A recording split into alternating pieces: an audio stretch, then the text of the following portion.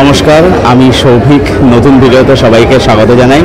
তো দেখে বুঝতেই পারছো যে আমি এখন রয়েছি ডায়মন্ড প্লাজাতে, ফুড কোর্টের ওখানে রয়েছি।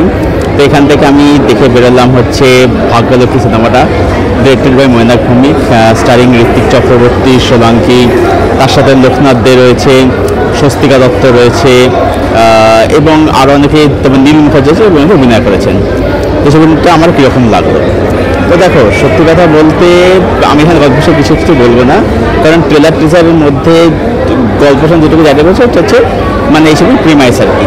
এটা পজিটিভ দিক, নেগেটিভ দিক। আমার কাছে ছবিটার জন্য অনেকগুলো ভালো দিক আছে এবং কিছু মানে সামান্য নেগেটিভ দিক রয়েছে আর কি। পজিটিভ দিকটা হচ্ছে যে দেখো, প্রথম কথা একটা মাথায় রাখতে হবে যে এটা কিন্তু একটা পাল্পি টাইপের কাজ আর কি। তো যার ফলে এখানে ওইভাবে ক্যারেক্টার বিল্ড আপ প্লটগুলো সেক্ষেত্রে নেই। ছবিটা শুরু থেকেই একদম টু দ্য পয়েন্ট গল্পের মধ্যে ঢুকে পড়ে এবং এখানে মানে যেমন একটা ক্রাইমের অ্যাঙ্গেল রয়েছে, তবে ট্রেলার দেখে বুঝতে পেরেছি, তার সাথে এই ছবির মধ্যে একটা কমেডি অ্যাঙ্গেল রয়েছে এবং এখানে হিউমারটা কিন্তু জাস্ট দুর্দান্ত। সব কিন্তু সিচুয়েশন হিউমার, ডায়ালগ অসাধারণ, দুর্দান্ত। তার সাথে এখানে থ্রিল সাসপেন্স ভালোভাবে রয়েছে। এখানে ঋত্বিক, সোলাঙ্কির পারফরমেন্স দুর্দান্ত, খুবই ভালো।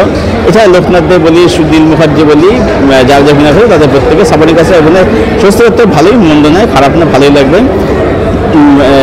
ডিসেন্ট কাজ করেছে এই যে অভিনয়ের ব্যাপারে আর কি। টেকনিক ছবিটা বলবো যে বেশ ভালো, ভেরি ওয়েল মেড। যেরকম ক্যামেরার কাজ বলি, শর্টস বলি, লাইটিংয়ের কাজ বলি, সেগুলো কিন্তু টপ নচ একদম। আর ছবিটা একদম টুরাবান চলে, ছবিটা দেখতে কিন্তু বোর লাগে না একদমই। তো মোটামুটি এগুলো পজিটিভ দিক বললাম। নেগেটিভ দিক ছিল যে ছবিটা যে ইন্টারভেল ব্লকটা সেটা আর একটু বেটার হতে পারতো।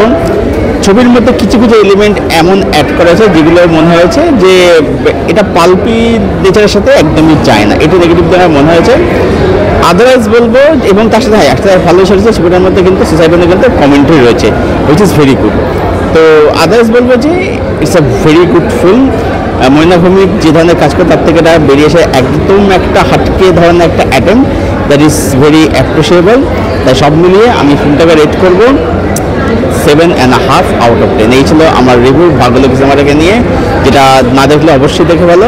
Don't miss it. জানিও কমেন্টে করে ভালো লাগলো, যদি কোথাও তোমাদের কমেন্টে জানিও, তাহলে লাইক করো, সবাই চ্যানেল সাবস্ক্রাইব করে দিও, পাশে বেল আইকনটা প্রেস করে এরকম আরও রিভিউ পাচ্ছেন। দেখা যাবে ওখানে চিলড্রেন টাটা, এবং সিনেমার সঙ্গে অবশ্যই জুড়ে থাকো। বাই।